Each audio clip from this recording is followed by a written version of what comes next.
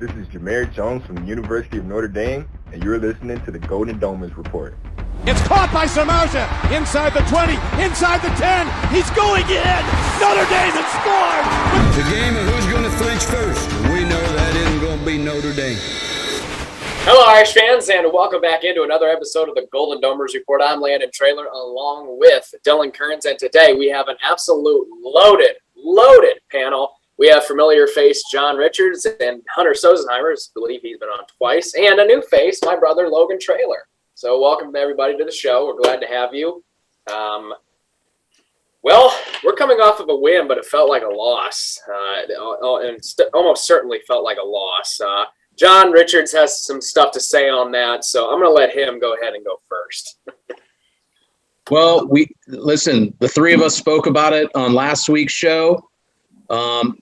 I knew Toledo was going to be a formidable opponent. They were. We shot ourselves in the foot probably more than once or twice. They came into play. It was their Super Bowl. They were as upset of being on Peacock as we were. And we were really lucky to get out of there with a victory. And I think you're starting to see some of the solutions rise to the surface when it comes to some of our deficiencies, especially on offense. Absolutely. Logan, go ahead. Well, obviously, JR, you hit it on the head. A couple things that stood out to me.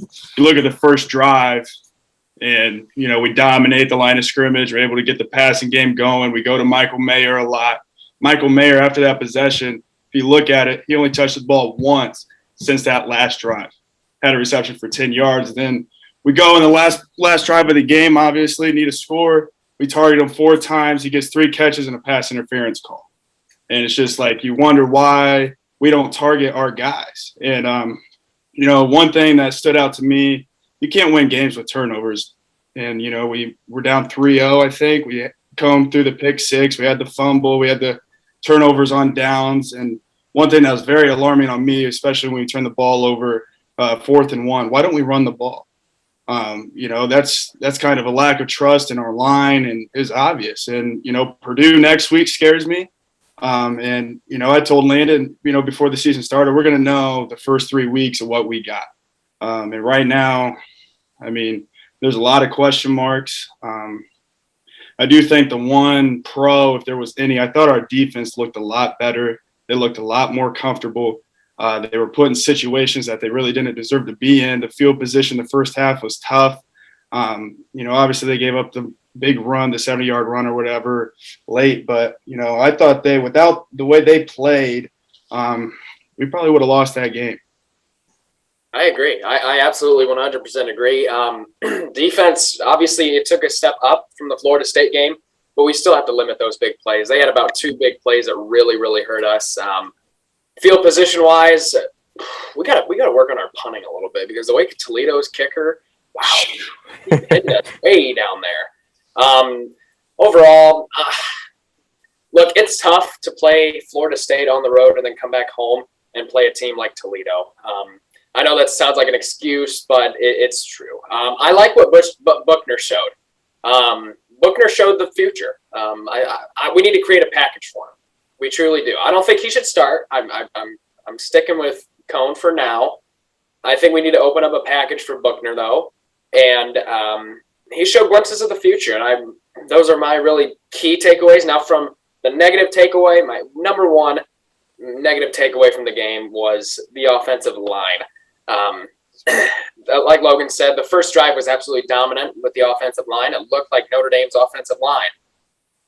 Ever since that first drive, it took a step back. And ever since, this season, the start of the season, it really hasn't looked like Notre Dame's offensive line. You have arguably 2 of the best backs in the country who have yet to rush for over 200 yards this season already. And this time last year, we're sitting here, they both have already rushed for 200 yards last year. So I'm a little worried when it comes to the offensive line. Other than that, I'm not hitting the panic button yet. Dylan, go ahead.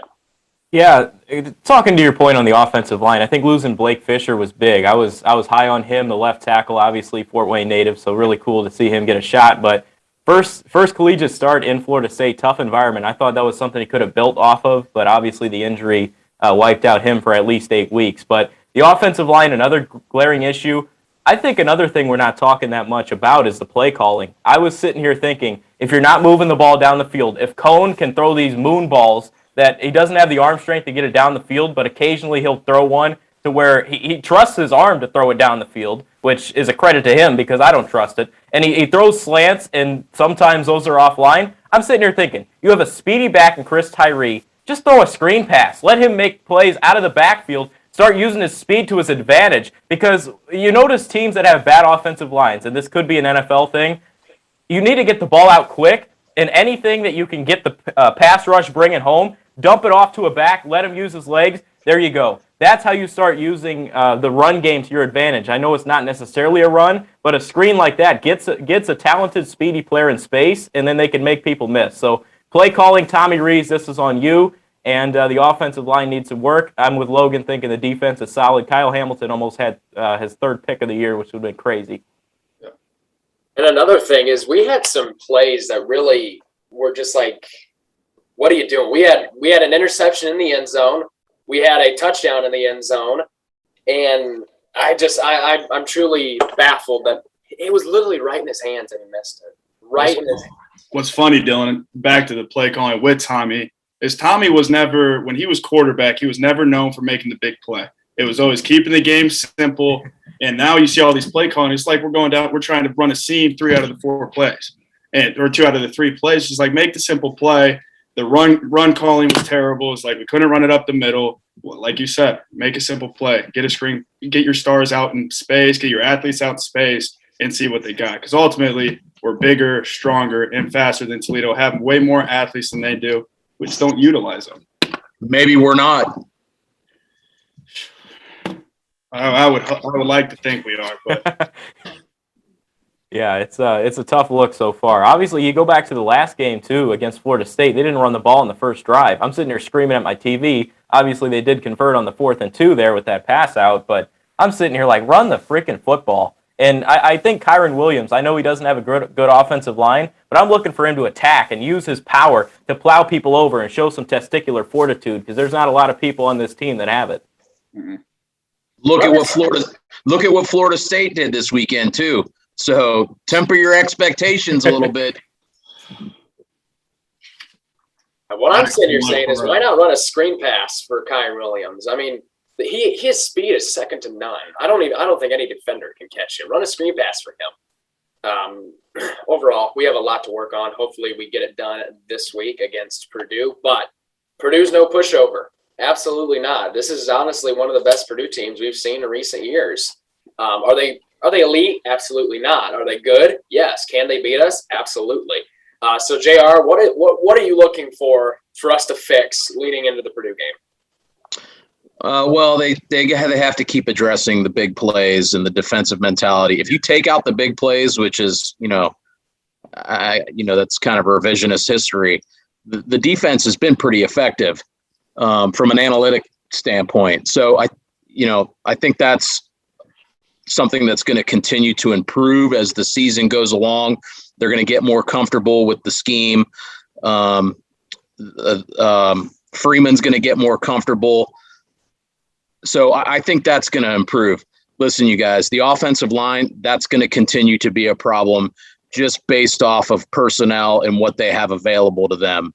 Play calling, I think that offensively, that's probably going to evolve too. This is a team that's going to be constantly evolving throughout the year with an emphasis on down the road, 2022, 2023, which is why, Cone, Dylan, and Landen, you guys know my feelings about Cone. Great guy, good leader, but I just don't really see the benefit of him playing right now. Exactly. If you look at the depth chart, Buckner is below Pine. He's listed as the 3rd string quarterback on the depth chart currently. So I'd play the kids. I'd look to move forward. I'd look to build their experience and just keep trying to develop and get some experience with some of these kids that are playing now. But it's Purdue, let's be honest. Just kidding. Logan, what are you looking forward to, or what are you looking for us to fix on Saturday? Well, I definitely want to see Buckner have a bigger role, more packages for him. Back to the offensive line, I think Buckner kind of relieves the stress because you're able to utilize it. With Cone, it's 10 on 11. He can't move. It's very obvious. Buckner will relieve some stress, and when he was in there, it opened up the game. I was frustrated seeing Cone come back in that third quarter because you're moving, you go score, haven't scored in the second half, and then you put him back in. You can't catch a rhythm. You can't establish that consistency. Cone's a winner, though, and that's the thing, and that's what I like. It reminds me of, it's pretty different, but going back to Tommy and the Everett Golson, whenever it was struggling, Tommy would come in, save the game. That's what I would want to see Buckner maybe get the start. And if he's, it's not working out, put Cone in. Cone's going to be able to do what he's got to do to win. I would like to see that, but as far as just having one established starter, whether it's Cone or Buckner, I don't like that idea because you got two guys that do different things. Cone can obviously get the ball downfield. We haven't seen much from Buckner in his arm, but Buckner can get it done in the system that's worked for Notre Dame the last 3 or 4 years, where Kelly's comfortable, where Tommy's comfortable calling the plays, and then having Buckner be able to run, that's going to open up more for Mayer, for Kenny Austin, for our running backs. I mean, I like that idea. It would make sense as far as where the season's going to go. You're looking at the schedule. I mean, you see Wisconsin. We're going to find out. I think my prediction was 9-3. I think I'm going to still hold true to that.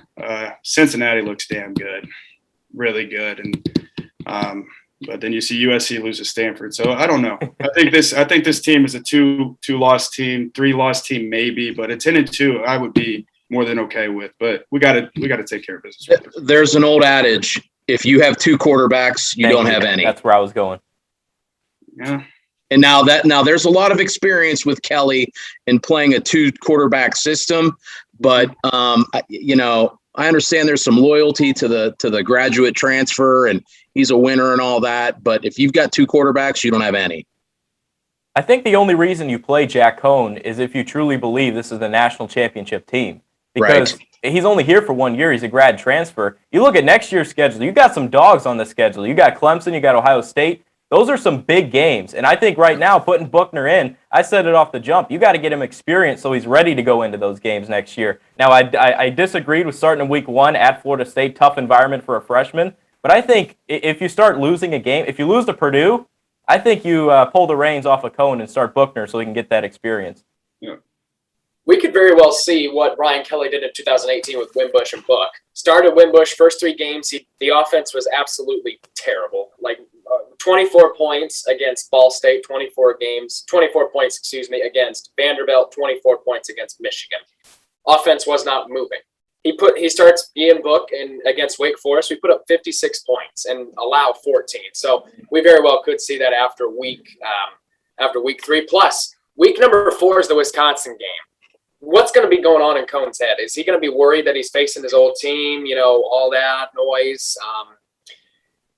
I'm still going with starting Jack Cone against Purdue. I'm not going to deny it. I'm a Cone guy. I think he can get the job done to an extent. We saw it against Toledo that he struggles, and that's Logan's point. Golson and Reese. I absolutely 100% would be okay with that. You look at what Tommy Reese did when he was able to come in and win games for us. Tommy Reese was a winner. Jack Cone is Tommy Reese 2.0. So Hunter Sosenheimer is going to join us now, the underdog on this show today. He is the lonesome Purdue fan. Hunter, first of all, I want to say happy birthday to you, man. Thank you. I appreciate it. Thanks for having me. Yeah, absolutely, buddy. So Hunter, right off the bat, 3 keys to the win for Purdue, 3 keys to beat Notre Dame. Well, personally, my standpoint, I don't know where this Purdue team stands at. You see, they got to win against Oregon State and they got to win against UConn. So personally, this is going to be our very first tough test to playing this Notre Dame team. I think personally now that we have to just keep going with the receivers because we just lost our running back, Xander Horvath, he's out 4 to 8 weeks, got an injury. So that puts in a running back into a position that's only carried the ball twice this year. And we have some dynamic receivers in David Bell, who we used a lot this year. Peyton Durham, he played tight end for us. He's had an outstanding year so far. So that's another thing I could see. And then just play the Purdue football we have been against big teams. I mean, like, I don't know, personally, I see this as a Purdue thing, but they struggle against like really bad teams. But when they go and play the good teams, it's somehow they always put on a really big show. Like they played Lamar Jackson in 2017 with Louisville, lost to them by only 7 points, won against the Ohio State team 2 years ago, and then ended up beating Iowa, the number 15 ranked team in the country 2 years ago. Also, I mean, it's just, we'll see where it lands, I guess. Indeed, we will see where it lands. Here's my keys to the victory against Purdue. First of all, we got to get big up front, no doubt about it. If we don't get big up front, Purdue's got a pretty good defensive line, no doubt about that. Don't give up the big plays. We got to limit Bell. Davis Bell is by far Purdue's best player, no doubt about it. We have to limit him. He will be the key to victory if we're able to contain him. And third of all, actually, put pressure on Plummer. Let's get big up front on the D line. Let's start putting pressure. I'm tired of seeing us we're kind of being protective. I've seen from Marcus Freeman in the first couple of games this year. So I want to see us really put pressure on the quarterback. And last of all, we know Purdue can score. Can they defend? It's kind of like us in a sense. We can score the ball anytime we want. We saw it against Florida State. But we also saw defensive struggles against Florida State. So, so can Purdue defend them? That's the only thing that concerns me. They really have not been tested. You cannot compare Oregon State's offense and UConn's offense to our offense. So they can score. Can they defend? I do not think so. Dylan, you pinned me. Go ahead. You have one more point.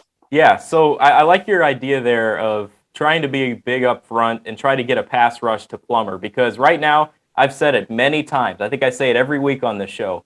We don't have the cornerbacks to keep up with great 5-star outside talent. We've only had two, which have been Julian Love and Kavari Russell in the last decade. And I'm sitting here and I'm thinking, okay, you do have a safety there, but if you don't get pressure, they're going to have all day to throw. And that's when you can take advantage of any corner on the outside, whether it's Cam Hart or anyone else. I mean, we don't have enough cornerback talent to be able to compete with Purdue if we don't get a pass rush or affect them at any point in the game. So the pass rush is huge. Absolutely it is. Anybody got anything else to say on Purdue? Or speak now, forever hold your peace, because we're moving on to picks. I think we got to find our identity. It comes down to Notre Dame football. Every game we play has been close. Everyone knows that, we're going to get everybody's best shot.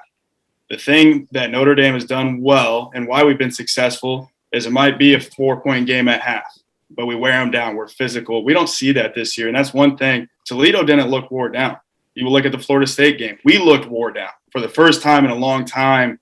I mean, even if you go back to the Bama game last year, I mean, we were still competing. And that was a big step up. But, to get to where we want to be, whether it be this year, probably not, next year, maybe, you have to establish that identity.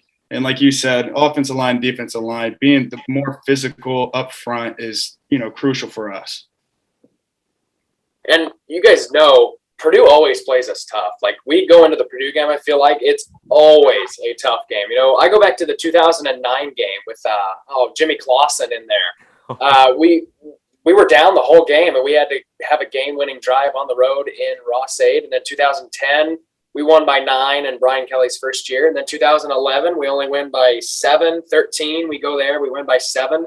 Purdue always plays us tough, so this game will not be a pushover at all. Not unless you're my age, Landen. Right, yeah. All right, folks, we are going to move on to our week 3 picks. Last week, Dylan, JR, and I, all three of us tied at a record of 21-3. It's under protest. I feel like JR and Dylan had some collusion going on behind the scenes. So you guys have Stanford over USC? No, they did not. What really got them? We both picked Iowa. Yeah, that's what really got me. I could have won it. I picked Iowa State. Whatever. Brock Purdy's done.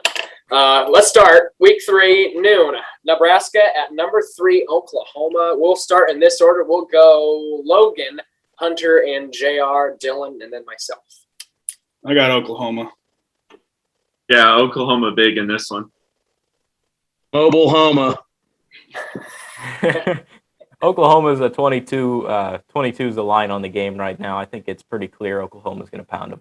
Yeah, Oklahoma. Nebraska football's a joke. I got Oklahoma. New Mexico at number 7, Texas A&M on the SEC network. I'm going to go Texas A&M, but it's going to be closer. Ooh. Texas A&M, 28.5 point favorite. I got Texas A&M. A&M. Tamu. I'm going with Texas A&M, but as Logan said, I'm not impressed with this Aggie team. They do not look like they found themselves quite yet. Obviously, it's shown they went from 5 to 7 in the last 2 weeks. So I'm not impressed, but they do get the win. Luckily, they're playing the Lobos. 8th ranked Cincinnati at Indiana. It's going to be a sellout crowd in Bloomington. Boy, I really wish I could go to this one. Give me the Bearcats. I can't pick IU. Go Bearcats. I want to pick IU. They've got too many issues, though. Cincinnati's got the better quarterback. I would argue that they have the better coach. They're a little bit more prepared and well-seasoned. Cincinnati, pains me to say. I'm baffled that the line's 3.5. I think that Cincinnati is a much better football team than that. I think they deserve more credit. Desmond Ridder, I think, could end up being a Heisman candidate at the end of this season. I like him a lot. I think Cincinnati rolls over IU. There's no doubt about it. Cincinnati is our toughest opponent on our schedule. I'm putting them over North Carolina, USC, anybody we play. You guys think Indiana, Iowa is bad? You have no clue what's going to happen on Saturday. Cincinnati rolls over Indiana. No, Indiana's going to come to play. There's a reason that line's 3. That place is going to be rocking. Yes. I disagree. They got too many. Is it a night game too? Is it a night game? It's at noon. It's at noon. Anyway, moving on. 15th ranked Virginia Tech at West Virginia on Fox Sports 1. Take the Hokies. I got West Virginia in this one. Ooh. Interesting pick. I'll go Vatek. This is tough. I think I'm going to go West Virginia. Oh, my goodness. What is wrong with you two? West Virginia has been irrelevant since 2016. I'm going with Virginia Tech by 21. 21. Good Lord. Say it with your chest. Yeah. I'm bold. That's one thing about me, I'm bold. All right, 16th ranked Coastal at Buffalo on ESPN2. This could be a good one. Take Coastal. Coastal Carolina. Yeah, Coastal. They're good at the pocketbook. I'll stick with Coastal. Play it safe. Yeah, it's not the Buffalo Bills, so I'm going to go here and it's crystal clear the pick is the Chanticleers. I'm going with Coastal as well. Closer than expected. I like Buffalo. Michigan State at number 24 Miami. This on ABC at noon. This one right here is the most underrated matchup of the week. Give me the Spartans. I'm going to take Miami in this one. Miami's garbage. Michigan State's not much better, but I'll take Sparty. There's some tough games this week. I think I'm going to go with the Hurricanes. Oh, Dylan, you're just playing it safe. Come on, take a risk. I'm going with Michigan State. I'm going with Sparty. They look good. In their first 2 games, they look good. So I'm rolling with Sparty here. Moving West Virginia isn't taking a risk. Moving on. Northern Illinois at number 25, Michigan on the Big Ten Network at noon. Hey, something brewing in Ann Arbor. They look good. Give me Michigan. I'll take Michigan also. I'll take Michigan as well, but I think this game's going to be closer than most people think. A little bit of a letdown maybe for Michigan coming off of that night game and a good win over Washington. Northern Illinois will come to play, but I'll take the Wolverines. Michigan's run game is potent to start the year. I think they're legit, so I'm going to take them. I think they bend them over. Oh, wow. Thanks for saying that. Kid show. Really appreciate that. I'm going with Michigan. They're still a tough team to read. I mean, they played Western Michigan and Washington. When they get into conference play, that's when we'll see what this Michigan team is really about.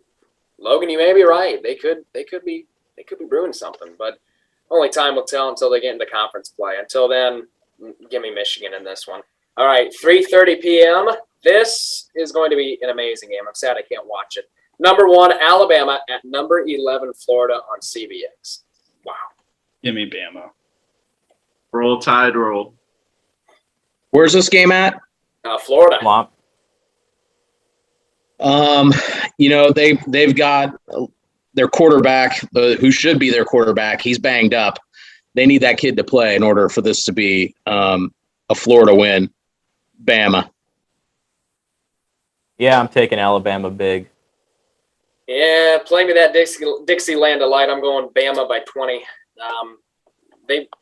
Alabama might honestly win every single game by 21 points plus this year, except the SEC championship. The only team that's capable of beating Alabama this year is Georgia. I love Georgia's defense, but we always see Kirby Smart collapse in the SEC title. All right, so clean sweep for Bama. Kent State at number 5, Iowa on the Big Ten Network. Iowa. They look good. Iowa is cooking. I got Iowa. Kent State can't read, can't write. They're much improved. Their offense is a lot better this year.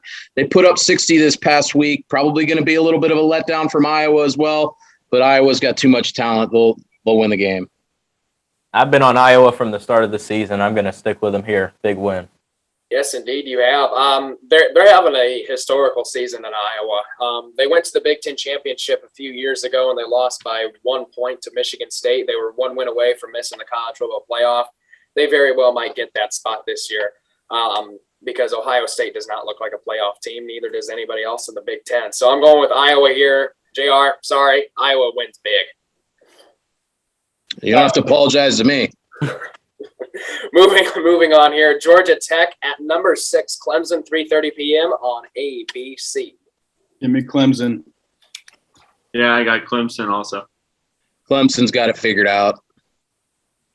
Yeah, I think I like DJ Uiagalelei this week. I'll go Clemson. I'm going Clemson, but I think Georgia Tech puts up a first half fight. But Clemson blows it open in the second half. Absolutely shreds them in the second half. Tulsa at number 9, Ohio State. Ohio State coming off the loss against Oregon at home. Tulsa. Taking the Buckeyes. Yeah, Ohio State in this one. Probably a little bit of a get-right game here. Tulsa, though, they'll come to play. But give me the Buckeyes. Yeah, I think Ryan Day is going to bounce back here. Give me Ohio State, but I like Tulsa to put up a fight. Tulsa, they've played 2 ranked teams to start off the year, now 3. They're 0-2. They almost beat Oklahoma State last week. I'll take Ohio State by, let's say, 14. All right, moving on. 4 o'clock on the SEC Network. Georgia Southern at number 20, Arkansas. The Razorbacks. Arkansas in this one. Listen, the three of I spoke last week about Arkansas and Texas. We knew that was going to be a sneaky game. I really wanted to pick them. They're going to win again this week, but probably a little bit of a letdown. They'll still win. Georgia Southern's only 30 minutes from me, so I want to go with the pick here, but Arkansas is too good, so I'm going to ride with the Razorbacks. Good pick. Arkansas does look good. Are they going to win the division? Absolutely not. But they're going to make a bowl game. They're going to make their presence known. They're going to shock some people. I'm going with Arkansas. 7 p.m. Let's begin the night slate here. South Carolina at number 2, Georgia. The Bulldogs. Yeah, I got the Bulldogs in this one. Uga. Georgia. Clean sweep for Georgia. 7:30 p.m. Stony Brook at 4th-ranked Oregon. Give me the Ducks. Oregon made a big statement last week. I got the Ducks. Well, we couldn't find another game to replace Stony Brook with here.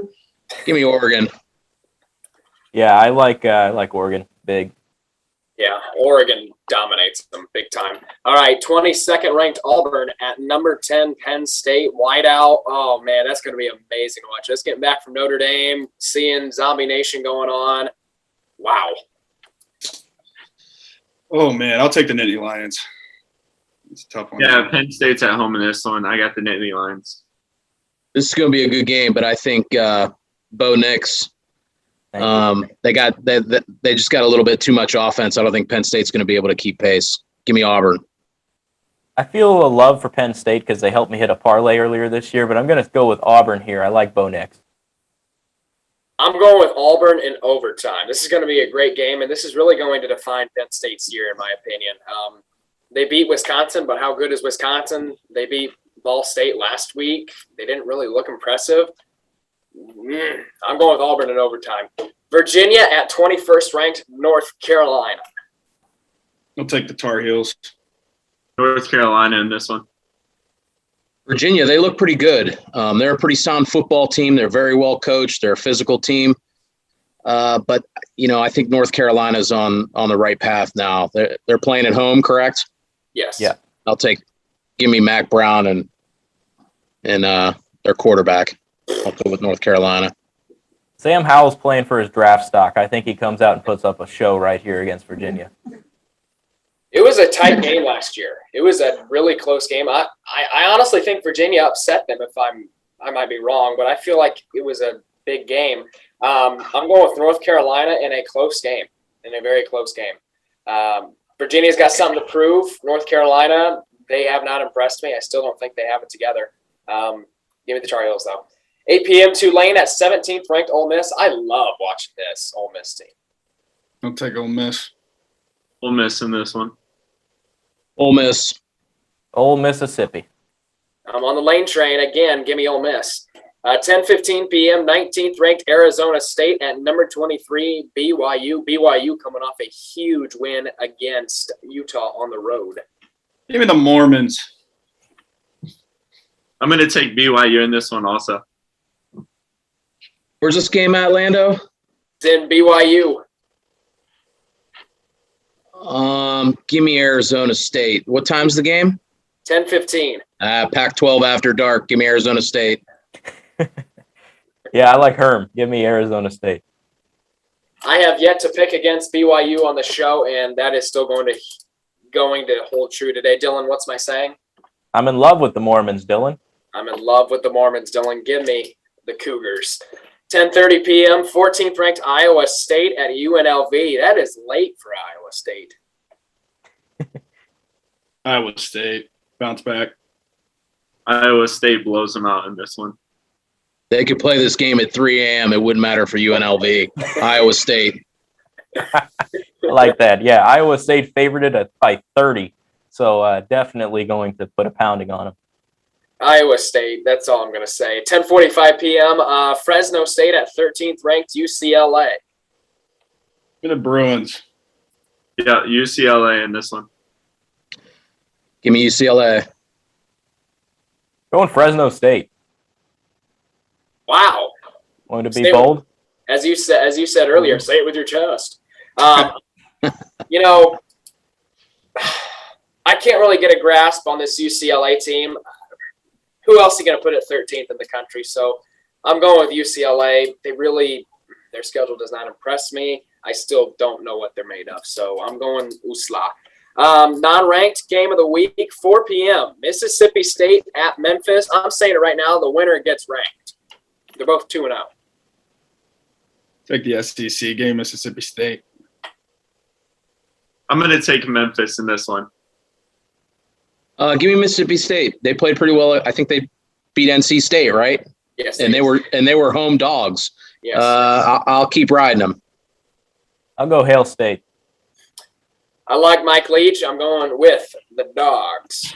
Our not-so game of the week at 4 p.m., Northwestern at Duke. Talk about a snooze fest. Give me Northwestern. Duke's terrible. The Wildcats in this one. This is the GPA game. Give me Northwestern. I like that. Yeah, I think I'm going to go Northwestern as well. Nobody ever talks about Duke football unless you're talking about 2016 when they beat Notre Dame. Give me Northwestern. No damn. All right, boys. At 2:30 p.m., we have Purdue at number 12, Notre Dame. Go with the Irish. I'm going to take Purdue 34-31. Boiler up. Boy, isn't that predictable. Listen, the first 2 weeks, I've been more nervous than I am this week. I think the performance the last 2 weeks is going to put an ultra laser focus on our kids. Quite the history with Purdue, traditionally in our favor. So I'm going to ride Notre Dame. How do you get a Purdue grad off your porch? Pay for the pizza. Wow. Yeah. So I'm a realist on this show. Obviously, Landen's the one that hypes them up, saying they're going to the playoff every year. I'm a realist. I know they're 9-3. That was the record I had, similar to Logan. So I knew I had that record coming in. I still feel confident there. But I'm gonna say this. I told you I'm not a homer. I don't go 100% on board. I think Notre Dame blows them out. I seriously do. I think it's a 38-20 game for the Irish. I got 38-17. That Jewel Shillelagh trophy is staying in South Bend, no doubt about it. That trophy case. Not going back to that ugly ass prison they got in Lafayette. Right. I mean, nobody talks about Purdue football ever unless you're talking about Drew Brees. Irrelevant. I'm going with the Irish in this one. 34-13. I got Notre Dame over Big Purdue. win. Yeah. You don't got a score in 52 like last week? No, I do not. JR predicted that one. I'll go with credits to him. The line is 8. I feel comfortable that Notre Dame's going to cover that. I really think that they're going to be laser focused and they're going to be ready to play. I don't think they're going to let what happened the last 2 weeks. And it's going to be very interesting because we got all them Purdue people coming up to South Bend this week. Oh yeah, we're going to beat Notre Dame. We're going to beat Notre Dame. if they can find it. What's the weather report? 85 degrees and sunny. Hot. You said if they can find it. If they can find it. Nice. All right. Well, funny story before you wrap up. I remember going to a game with you when we were younger, Landon, and we're walking around campus. This is obviously good for Purdue. So we're sitting here walking around campus. The game's over, and you said, "Grandpa, I gotta pee." And you go, "Can I pee in the bushes?" And he goes, "No, don't pee in the bushes." You go, "I bet if it was Purdue, you'd let me pee in the bushes." He goes, "You're right." I mean, you're not wrong. Anyway, boys, we're running out of time here. Thank you all so much for joining us. Appreciate it. You know, all three of you are definitely always welcome back on the show whenever you want to, including you, Hunter. Even though you just made that pick, it's your birthday. So happy birthday, Hunter. Hope you have a great day. And unfortunately, I'm not 21 yet, so I can't come out and party with you tonight. Thanks for having me. I appreciate it. All right, see you later, guys. Good luck, Hunter. Thank you. All right, Irish fans, that is all we have for you today. Thank you for joining us, and we will see you next week. Go Irish and love Notre Dame.